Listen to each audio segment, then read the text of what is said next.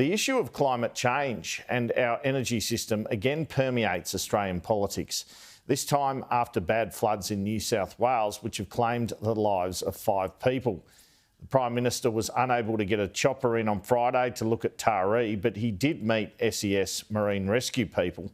He'll seek to visit the flood zone again this week, but ensure he isn't delaying emergency operations in doing so. Climate change has also reared its head in terms of the apparently temporary split in the coalition, with the Nationals wanting the Liberals to endorse nuclear energy as one of a number of conditions of them staying in coalition. Here is how the mess rolled out this week. Our party room has got to a position where we will not be re-entering a coalition agreement with the Liberal Party after this election. What we have got to a position is that the National Party will sit alone on a principled basis, on the basis of looking forward, not having to look back and to try and actually regain important policy pieces that change the lives of the people we represent. Disappointing that the National Party has decided today to leave the coalition. But the most important thing I want to say is this: the Nationals' door remains open and our door remains open. And we look forward with optimism to rejoining at some point in the future. I had a brief meeting with Susan Lee, and she made an offer to reconvene her party room to discuss the 4 policy areas that the National Party demand as part of a coalition agreement, and I thank her for that. And as a consequence, I have decided to send those spokespeople home as a sign of good faith. And Susan, as a sign of good faith, will not be announcing shadow cabinet.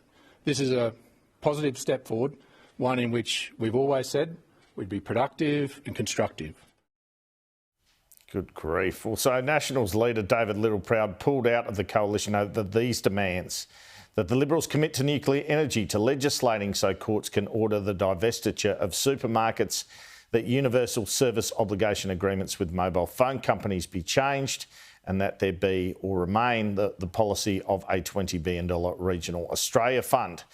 Well, Sky News has obtained the policy paper presented to the Liberal Party room, which they agreed in principle to all of these things, with a few caveats. The paper says, quote, the coalition commits to removing the moratorium on nuclear energy at a minimum, with a review of the remaining elements of the nuclear policy. Then it says the coalition commits to the $20 billion Regional Australia Future Fund. The fund will be provided with $5 billion in seed capital. It goes on, the coalition commits to introducing court-ordered divestiture powers for supermarkets and hardware stores as a last resort, and with a clear public interest test enshrined in legislation. Now, as I understand it, in the party room, Senators Andrew Bragg and Paul Scar raised concerns about allowing the Nationals to dictate policy before a proper shadow cabinet process. And Senator Jane Hume questioned whether lifting the nuclear moratorium would just allow Labor to run a scare campaign again, particularly if the opposition was not nominating sites to put nuclear power stations on as they had at the election. Now, out of this week has sprung rumours that at one stage Liberal leader Susan Lee or her emissaries sounded out Nationals about getting someone to challenge David Littleproud to break the impasse after Mr Littleproud had said his party was not joining the coalition.